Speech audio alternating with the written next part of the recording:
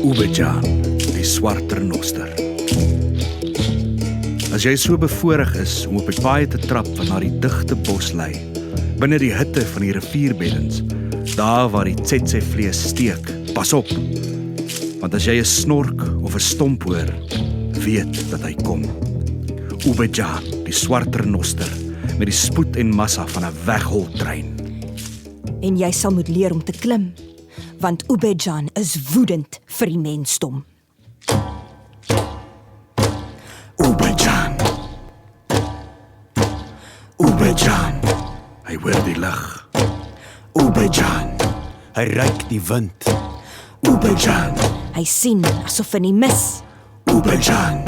Die magtigste in Afrika. Ubejan. Sy woede groei. Bloed tap in sy gedagtes. Hy stomp op die grond. Kan hy wegkruip van die dood? Die dood kom vanaf die rivier. Hy ken die geraas van 'n geweer. Waar hy eens veilig was, is nou bedreig. Hy moet op die gevaar afstorm, want hy is Ubejan. Vol van gate, horing van verdriet afgekap. Jou moed bloei swart op die aarde, verrot in die son, net om 'n man se behoefte ver weg te bevredig.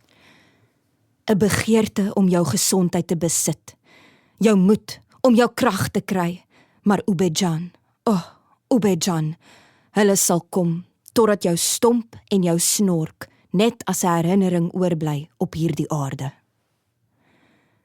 Maar Ubejan, Ubejan, hulle sal jou nooit kan besit nie, want solank jy leef, is jy vry. Die mensdom is die een wat so min sien, so laat.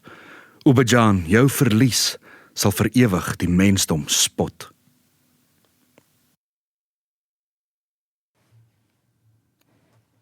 Daar was 'n tyd toe die aarde bedek was met water, wat stadig begin opdroog het. En soos wat dit droër geword het, het die water teruggetrek en was oorvol met wesens. Dus het God 'n paar van hulle gevra om die water te verlaat en op land te gaan lewe. En een van hulle was die renoster. Nou kyk, renoster kon sien daar was baie om te eet. Op land het die bosse veel gegroei, so hy het ingestem op 2 voorwaardes.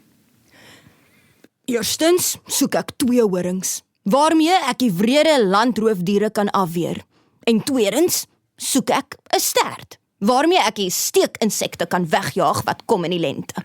En God was opgewonde, want hy het 'n nuwe paar horings ontwerp en nou het hy uiteindelik 'n dier gekry wat dit kan dra.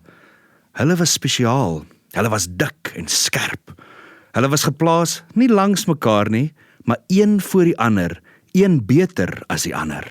Renoster was in die wolke en vol van opwinding het hy land ingehardloop. En hy het floreer. Och, die blare was gevul met heerlike bittersap en sy lyf het gegroei en baie was bang vir hom. Selfs die olifant sou om hom loop. Maar ai tog, met die onvermydelike draai van seisoene het lente gekom met sy duisende stekende insekte. En hulle het die renoster gesteek tot groot sere begin vorm het op sy rug en op sy sye.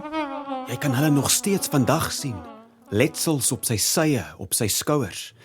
Dit was toe dat hy God se tweede belofte onthou het. En hy was kwaad, want God het vergeet om vir hom sy stert te gee, waarmee hy homself wou beskerm teen al die insekte. In pyn het die renoster vir God gaan soek, maar hy kon hom nêrens vind nie. Want jy sien, God het die mensdom geskep, so sy hande was nou 'n bietjie vol. Die renoster se enigste opsie was om 'n klein stertjie by die vark te leen. Hy het dit nie meer nodig gehad nie, want die vark het besluit om te gaan bly by die mens. So tot vandag toe, as die renoster die mens gewaar, sal hy op hom afstorm. Want jy sien, die mens is geskape in die beeld van God. So hy sal aanval.